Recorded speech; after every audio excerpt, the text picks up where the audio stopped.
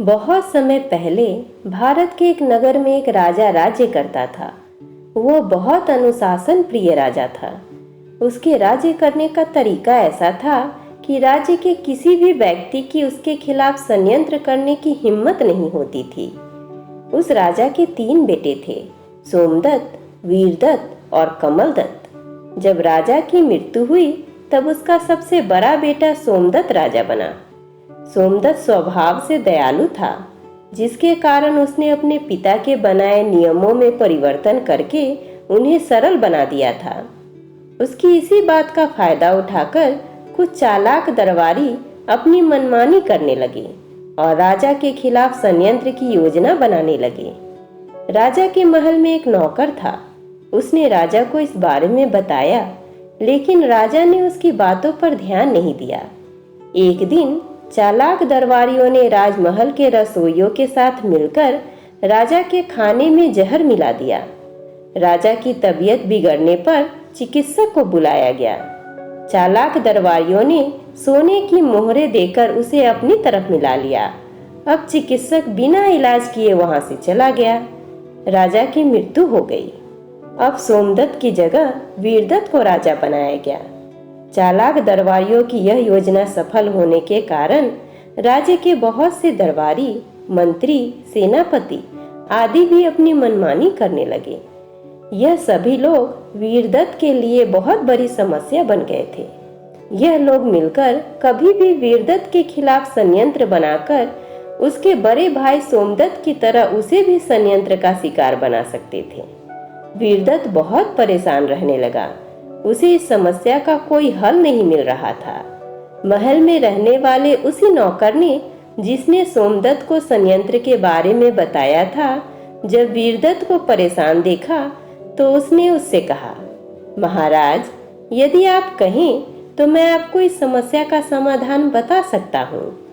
वीरदत्त ने अपने इस नौकर की बातों पर कोई भी ध्यान नहीं दिया और उस नौकर से कहा, जब मैं और मेरे खास गुप्तचर इस समस्या का कोई हल नहीं सोच पा रहे हैं तो तुम तो एक नौकर हो। इतनी बात कहकर राजा अपने दरबार में चला गया। वीरदत्त ने कुछ कठोर नियम व कानून भी बनाए, लेकिन कुछ फायदा नहीं हुआ, बल्कि दरबारी, मंत्री, सेनापति आदि राजा द्वारा बनाए गए कठोर नियमों की वजह से उससे चीरने लगे, क्योंकि यह कठोर नियम उन्हें राज्य में उनकी मनमानी करने से रोकने के लिए बनाए गए थे।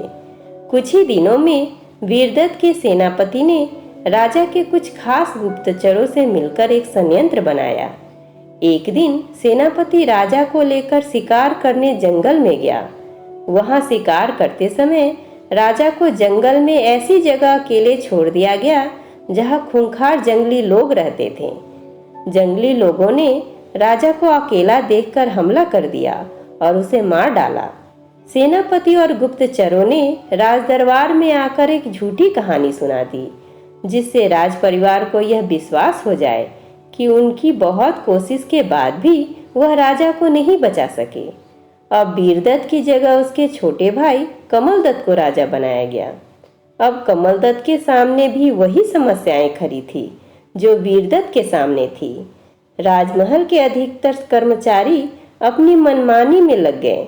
कमलदत्त हमेशा षड्यंत्रकारियों से बचाव और कुशलतापूर्वक राज्य को चलाने के उपाय सोचता रहता था।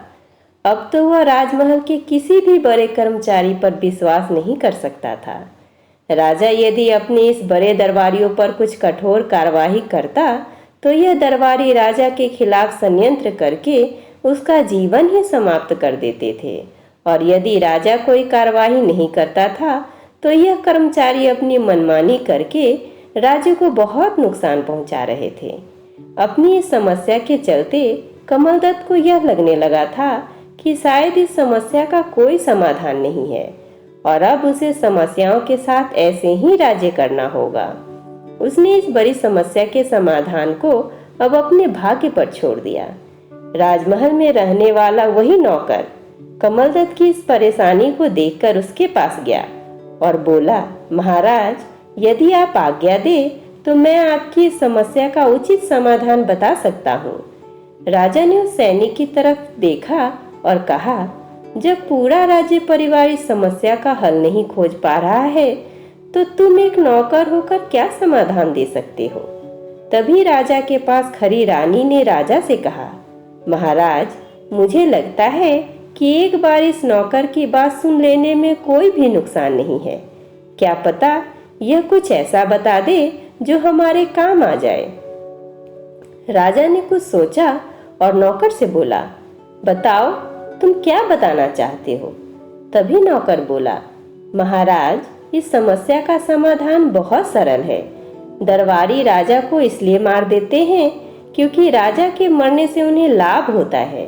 यदि कुछ ऐसा कर दिया जाए कि राजा पर संकट आने पर उन पर भी संकट आ जाए तो इस समस्या का समाधान हो जाएगा।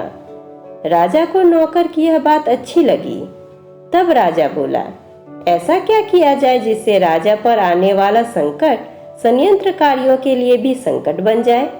नौकर बोला, यदि आप यह घोषणा करवा दे कि जब भी इस राज्य के राजा की मृत्यु होगी तो उसकी चिता के साथ राज्य के सभी दरबारी, मंत्री, सेनापति तथा रसोइयों को जला दिया जाएगा। इसका परिणाम यह होगा कि आप जब तक चाहे राजा बने रह सकते हैं और उसके बाद आप अपने उत्तराधिकारी को राजा बना सकते हैं। यह षड्यंत्रकारी आपको कुछ हानि नहीं पहुंचा पाएंगे। राजा को यह बात बहुत अच्छी लगी और उसने उसी दिन पूरे राज्य में यह घोषणा करवा दी। इस घोषणा को सुनकर सभी षड्यंत्रकारियों में खलबली मच गई।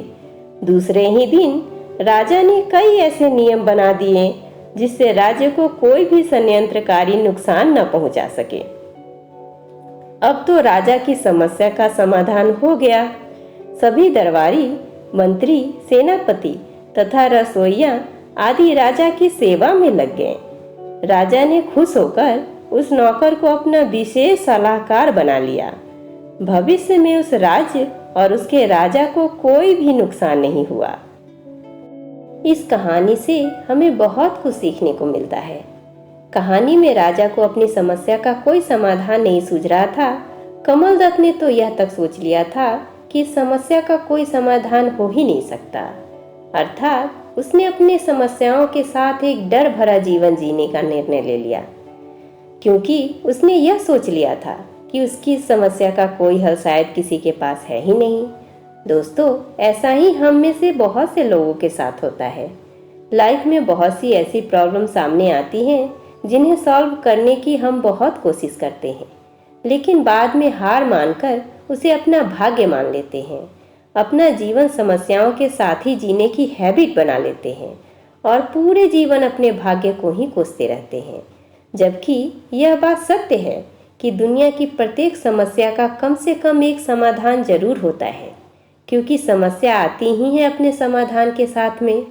बस होता यह है कि हम अपनी समस्या से इतने परेशान हो जाते हैं कि हमें उनके साथ में मौजूद समाधान नहीं दिखाई देता।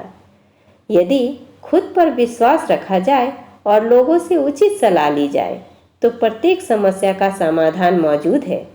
प्रसिद्ध सुविचारक चाणक्य ने ठीक ही कहा है कि क्रोध से समस्या का समाधान नहीं होता, शांत मन हर समस्या का समाधान ढूंढ सकता है। इस कहानी में एक नौकर बार बार राजा को बताता है कि वह समस्या का हल बता सकता है, लेकिन राजा उसकी बात केवल इसलिए नहीं सुनता क्योंकि वह एक नौकर है और एक नौकर को इतनी बड़ी समस्या का समाधान कैसे पता हो सकता है। लेकिन समाधान उसी के पास था और जब उसकी बात सुनी गई तो इतनी बड़ी समस्या का हल बड़ी आसानी से निकल आया। दोस्तों, बहुत से लोग भी ऐसा करते हैं कि खुद की ईगो के सामने दूसरे लोगों को बहुत छोटा समझते हैं। नॉलेज, इंटेलिजेंट और एबिलिटी ईश्वर के दिए हुए ऐसे वरदान हैं जो छोटे और बड़े का भेद नहीं करते, बल्कि हमें यह बताते हैं कि दुनिया का कोई भी व्यक्ति यदि ठान ले कि उसे सफल होना है तो उसे कोई नहीं रोक सकता। ऐसे हजारों उदाहरण मौजूद हैं जो हमें यह बताते हैं कि ऐसे व्यक्ति जिन्हें छोटा और अयोग्य समझा गया, लेकिन वह अपनी नॉलेज, इंटेलिजेंस और एबिलिटी के दम पर आज एक सफल इंसान के रूप में एक हीरे की तरह अपनी चमक बिखेर रहे हैं। किसी को छोटा या अयोग्य समझकर उसे इग्नोर न करें। ऐसा भी हो सकता है कि उसका बताया गया एक शब्द आपके जीवन की दिशा को बदल कर रख दे।